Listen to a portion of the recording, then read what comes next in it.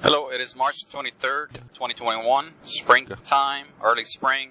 It's very good out here. The weather is about 69 degrees, almost 70 degrees Fahrenheit. Edited and updated May 18th, 2024. This is an episode for the Living Off the Grid in the City series. I would like to discuss Living Off the Grid Renegade style. That is a very, I would say, rogue or extreme, if you will, type of living off the grid option that I want to throw out there and forward to you. These are options that are very difficult to engage in, take. However, they are options and they are very legal and can be practiced in a safe manner.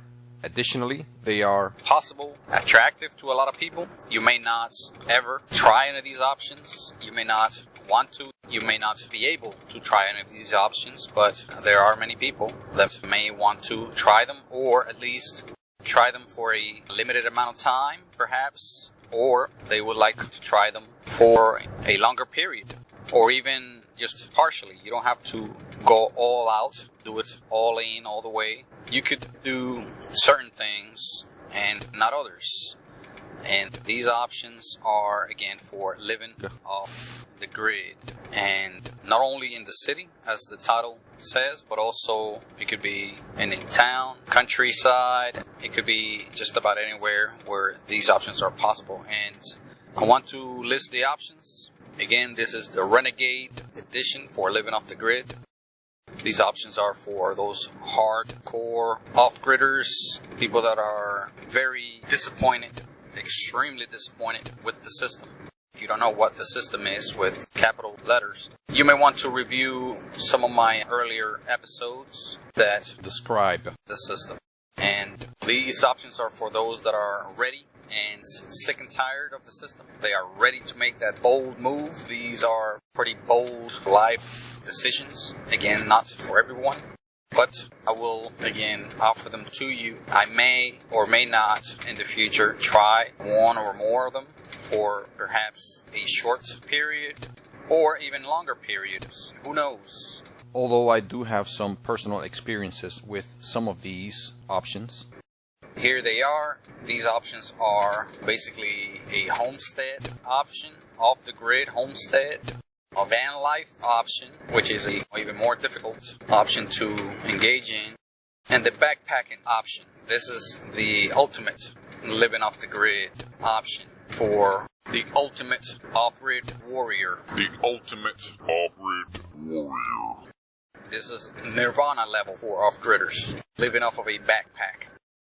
However, there are other things that you may want to try that are less aggressive, less traumatic, or life-changing. And these are things that I recommend in preparation for these other options of living off the grid. I believe they should be preliminary steps that will help you ease into those types of lifestyles.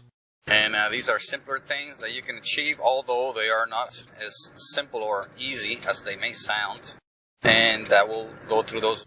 On this introductory show, I will offer you 3 things for you to do to free up your time, free up your mind, and prepare you for what's coming in those types of off-the-grid lifestyles. First is to dump your ID. Second is to dump your money or payment options. And third is to dump your social media connections or accounts. Dump your IDs.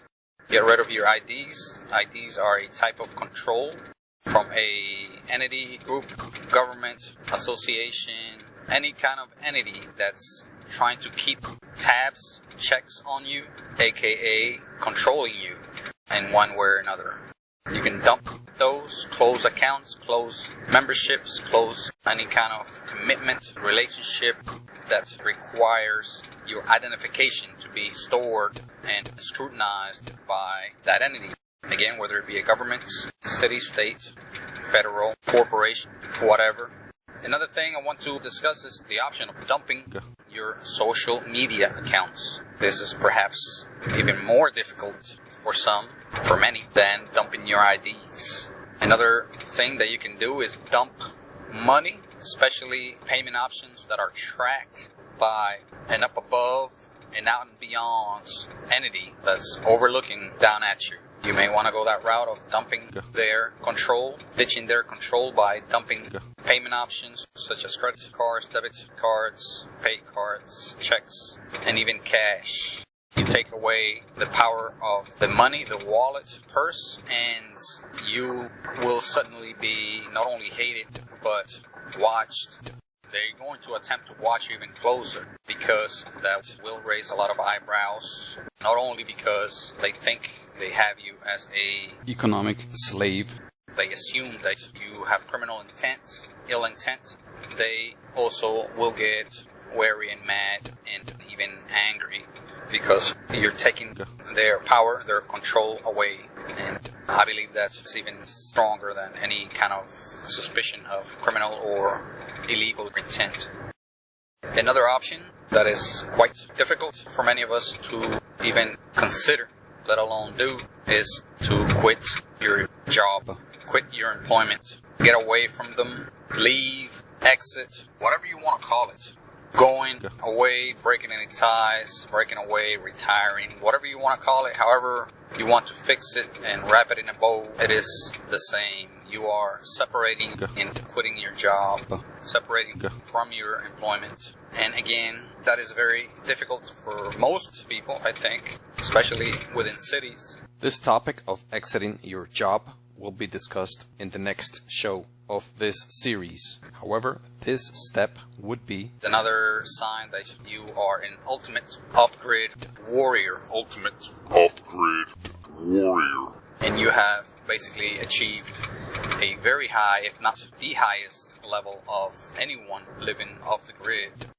Another thing I want to discuss in a later show is to cancel your debts, which is more or less connected to dumping money, dumping your payment options, or just pretty much quitting any kind of involvement, commitment to money. So it's more or less two faces of the same coin. Notice how I say cancel your debt. I did not mention paying off your debt. And again, this is an option for the rogue, the renegade, for the people up in the higher echelons, the higher levels, the up aboves when it comes to living off the grid. This is not for everyone. This is for those that are extremely serious about this as not only an option in life, but as a lifestyle, as a lifelong quest, as a lifelong commitment. And again, canceling your debt or paying off your debt, I mean, that could be also something that is feasible for many of us. And depending how much your debt is, you can just pay it off, be done with it, without taking a big hit on your credit, which again, if you are off the grid, truly you care not and have no credit. No credit score, no credit report to worry about. Remember, those in the upper echelons don't worry about IDs, so your credit score is tied to your identity in the system with capital T, capital S. So if you don't have any ties to those, why should you worry about your debt? Your debt is only tied to that artificial and implanted identity on you, which has been implanted by the system. So don't worry about it. In this country, you will not go to jail for canceling a debt, not paying a debt. Your credit will be demolished, which is something that you probably want as an off-gridder. You want no credit. Credit is only a tool for financial institutions to put you into debt. It determines how much debt you can acquire by having a good rating score. Basically, how much more of a slave you can be. So I will go into that briefly. Dump your IDs. We'll start with that. Your IDs, again, are tied to the system, the government, city, state, school, company, whatever entity takes your picture, your fingerprints, your biometrics, which a picture is a biometric. It detects your facial features, which is pretty much unique, especially this day and age with computer technology, artificial intelligence that detects your face even with masks on, glasses on, shades on, caps on, hats on, whatever, beard, no beard, disguise, no disguise.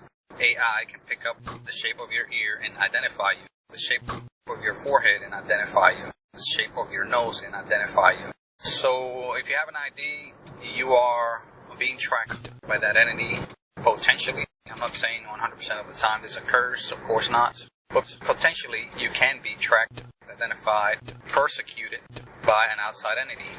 Yes, IDs do work for good ends, good means, perhaps most of the time. They're used for good purposes, such as, yes, getting in and out of your workplace if you work in a secure workplace, getting around airports during travel. I am a firm believer that borders should be open. IDs, again, are a tool of control. If you are a true and high-level off-gridder, you may want to dump your IDs. Not only cut them up and burn them, but you want to retract and destroy whatever information is held by whatever entity issued that ID to you. You may want to end any kind of alliance with that company, institution, entity. And this could ruffle, at the very least, lots of feathers.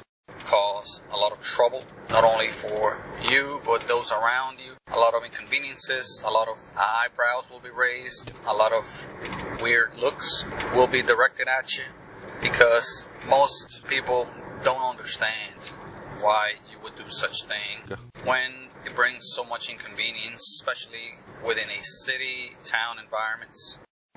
IDs are used everywhere to pay, to get stuff, to drive in a city.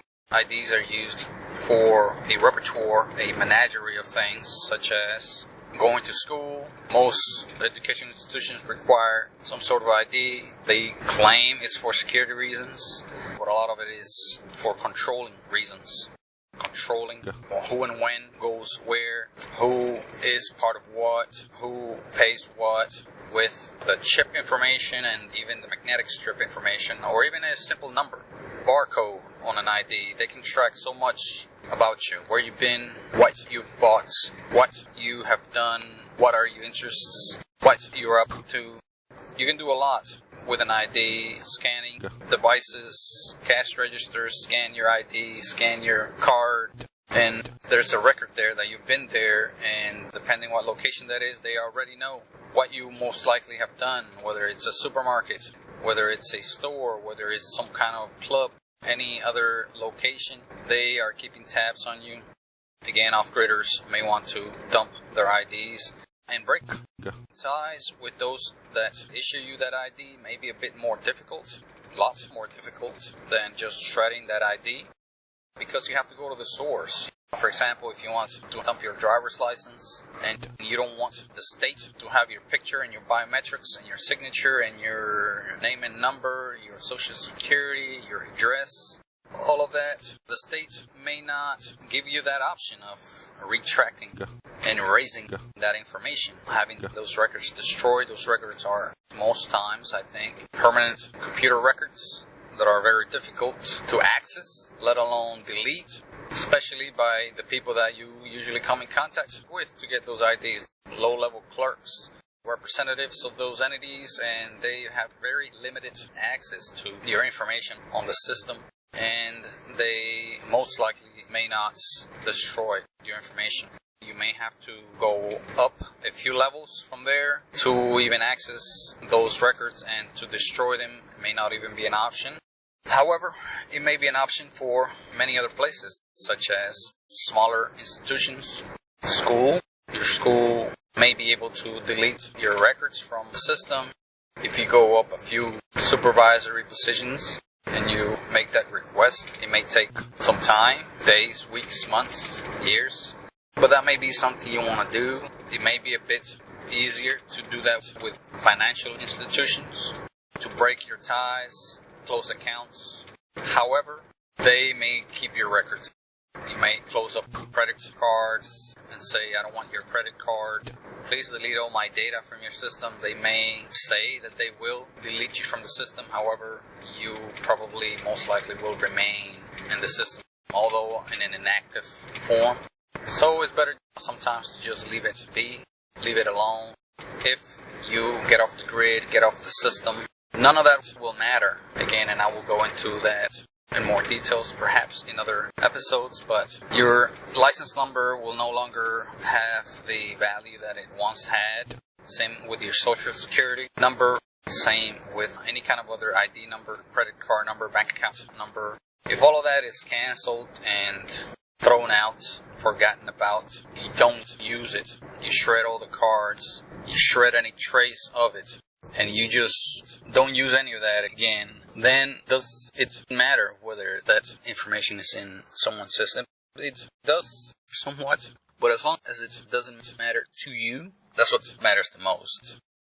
If you forget about all of that, it will soon lose all of its meaning, and the same will follow for those that have your records, and they will probably just delete your information because it's just taking up space for no much reason. The state and government may keep your record permanently. When I say permanently, I mean really long-term, years, perhaps decades. But again, if you drop off the grid, then none of that matters. I mean, you may even move from one state to another. So if you leave a state behind and with all of their IDs and bulk of information that they have pegged on you throughout the years, then they lose control of you physically. By you moving, then they can have it, shove it in their ear if they want to. Shove it in their ear if they want to. Because, I mean, it's of no use for them.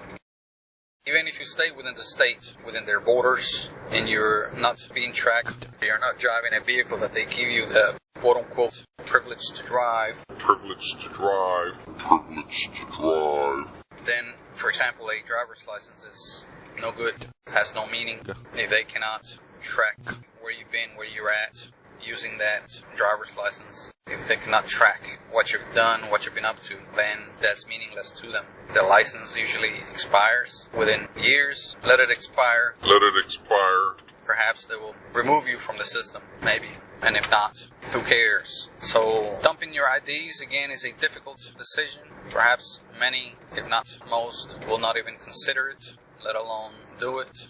But be proud if you are one of the few that decides to go that hard, that you feel and that you actually achieve that level of confidence, pride, competence, where you basically don't need the control of a government, the control of a institution or group or entity for your survival. You are truly an off-gridder and self-sustained, where you don't need that ID to get their help, to apply for jobs or whatever. So congratulations if you're one of the few that have reached or that aspire reaching that level. The next thing I want to discuss, dump your social media. That's nowadays probably harder than dumping your IDs. Dumping your social media accounts for many, as I've discussed in the past, could be a scary option. A very scary prospect for many of us, many of you. I have personally dumped my social media accounts, and I'm still living happier than when I had them. Yes, I thought they brought a lot of social satisfaction, social connections, relationship connections, family connections, whatever. That's what I thought. But in reality, it was very artificial. The connections I thought that I had were artificial. Were dozens and dozens of people that really didn't care what I said or did, where I've been or didn't go, even about my health. It was very little attention paid to that when I did bring some health issues up on social media. You may find one or two people that cared, but again, a phone call could do the same, could bring, I believe, even more of a personal connection. And you don't need 150 friends. 3 to 6 friends and or family are enough for you to have a very good social interaction, social connectivity, for you to be very satisfied with your network. Yes, you can have more than that, but again, you don't need 50 or more. That is just unrealistic to try to keep up with 50 or more people. They will just be there sitting on your list, and you will probably look at that list and rate your popularity. The number of friends on most of those social media sites are kept in a little number there that is basically advertised and broadcast out there. How many friends you have, kept there for you to attempt to have more friends than other people. It is now used as an achievement level bar. The more friends you have, the more popular and attractive, appealing you must be. So those with low amounts of friends may look at that and feel as if they're disliked. They feel low self-esteem. And again, that's among the many disadvantages or harms of these social media sites. Social media is another type of control, not only by the social media companies, but by those that could use your information to control you, exploit it, exploit you, your situation. You could be in a precarious situation. A lot of people use that to swoop in and take advantage of the situation and further their agenda with you. It could be used commercially by tons of companies to advertise, annoy you, to harass you with advertisement. Abused, used, exploited by people that wish harm on you, people that wish ill on you, people with criminal or illegal intent. People or companies could use it for political reasons to further their political agendas. Sí, buena. Target you for false information, false advertisement. They can target you for a repertoire of things. So those things are a type of control. If you don't think those are controls, I'm not sure what your definition of a control is. Control is something that ties you up, forces your hand, sways your opinion without you wanting for these things to happen. You're forced to change your opinion, to change your mind. You're forced to do certain things, buy certain products, and that's not good. That is, again, a harmful type of control. So that's why dumping your social media accounts is, again, a very good thing to do and something that is proof of your high level of self-sustainability and self-reliance and pride and self-value when you are not part of a huge conglomerate of people just staring at a computer screen most of the day. You're free to go out and about and do things out in the real world, out here, physical world, and you don't have to pay as much attention, if any, to any of that bullshit. And nonsense going on in social media. Sí, buena. One last thing I want to leave you with social media is that they are a surveillance tool for not only the social media companies, but for your friends and family and for those looking to do harm. They can spy on you and exploit the information that you freely broadcast publicly a lot of times to the world through social media and even privately. There are hackers, entities, and agencies that have the capabilities of looking at your activity on social media posts, what you write, what you do, what you take pictures of, pictures with, snooping into all of that and using it against you if that is what their goal is. That is all I'm going to discuss for right now. Do look at the next episode, which will discuss dumping money and payment options, dumping your vehicle, dumping your job, dumping your debts, and I will go in a little more detail, much more detail. I have not covered any of it. I will go into the three main options of your living arrangements while living off the grid, Renegade style. The three options are, again, homestead option, basically purchasing or acquiring somehow a homestead or home, a house, or a place of dwelling. It doesn't have to really be a house, in the traditional sense. It could be a cave, a patch of land with a tent on it. The other option I want to go over next episode is the van life option. Very self-descriptive, living out of not only a van, but also could be a car, vehicle, SUV, RV, recreational vehicle. It could be any vehicle that you may be able to live out of. And the last option is the ultimate living arrangement, if you want to call it that, is the nomad option or backpacking option. Basically living out of a backpack. No kind of attachments outside of that, which is, again, a very, very high level of living off the grid. Thank you very much. Hope to catch you on the next episode. Have a good day. Sí, buena.